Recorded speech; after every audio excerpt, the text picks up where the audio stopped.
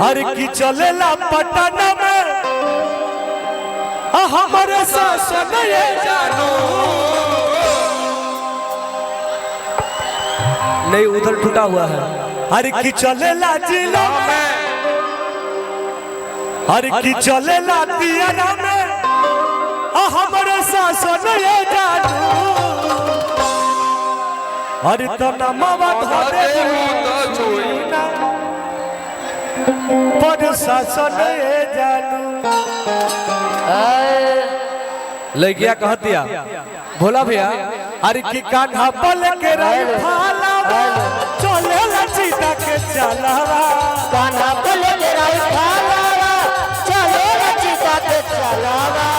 कान्हा बल के रही फालावा चले लचीता के चलावा हेलो अरे हर की पावर बाकी खाली हर की पावर बाकी खाली दिल भाषण ये जानो तब हम कहले बानी हर की चलेला जिला में हमारे शासन ये जानो हर तनमवा घाटे बुदा चुई पर शासन ये जानो नमवा घोटे बूटा चुई पर शासन ये जानो नमवा घोटे बूटा चुई पर शासन ये पर शासन नमवा घाटे बुदा छुई ना पर शासन ये जानो नमवा घोटे बूटा चुई पर शासन ये जानो नमवा घाटे बुदा छुई ना पर शासन ये जानो नमवा घोटे बूटा चुई ना पर हेलो हर की राज कइले बनी राज करत रहा हर की बालू बेच बेच के सुभल रहा अब प्रशासन से बेसी पावर धैले बानी रे और आप सबों से बता दें कि यहाँ पे हमारे एक भैया हेलो विनोद भैया ए विनोद भैया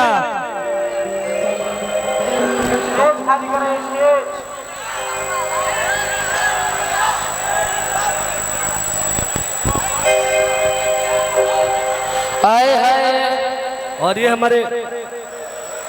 भोजपुरी के स्टेज स्टार आदरणीय बड़े भैया बबुआ विनोद भैया है जेकर मोहब्बत हमरा बहुत ज्यादा मिलेला और हमेशा मिलल बा। आज ये जगह तक पहुँचे में न जाने भैया हमारा के कम से कम हजारों स्टेज प्रोग्राम दिले बड़े एकरा खातिर बहुत बहुत धन्यवाद और छोटू भैया के भी प्रणाम बा। हर की परस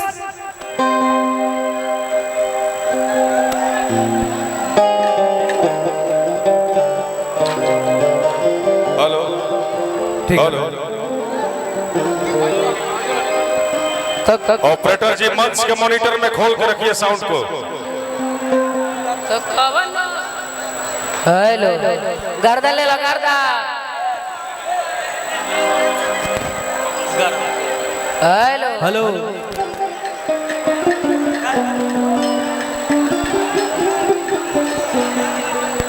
देव देव देव आई आई हेलो हर की राज कइले बनी राज करत रहा एगो बालू के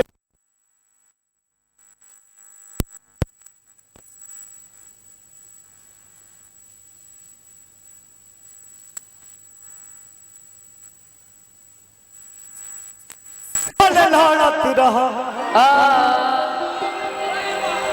अब प्रशासन से बेसी पावर धैले बानी रे अरे तो कवनो बोली नहीं नवारत न छैले बानी रे अरे की कवनो बोली नहीं नवारत न छैले बानी रे रंगादारी बिना राइफल के जमैले बानी रे रंगादारी बिना राइफल के जमैले बानी रे भाई अरे की राज कोइले बानी राज करत रहो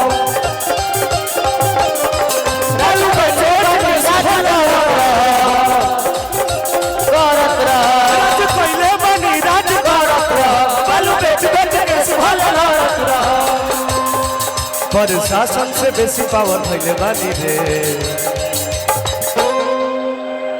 हर की प्रशासन से बेसी पावर भइले बानी रे अरे तो कबनो बोली नहीं दवाया तना छैले बानी रे कबनो बोली नहीं दवाया तना छैले बानी रे रंगादारी बिना राइफल जमैले बानी रे रंगादारी बिना राइफल के जमैले बानी रे रंगादारी बिना राइफल के जमैले बानी रे रंगादारी बिना राइफल के जमैले बानी रे और देखो हमरा परिवार के तरफ से भाई दोस्त आदरणीय गार्जियन के तरफ से बहुत बहुत पुरस्कार बा। ए पीछे स्टेज पर से उतरा लोग जल्दी ए खाली करवा दिया जाए मंच को करना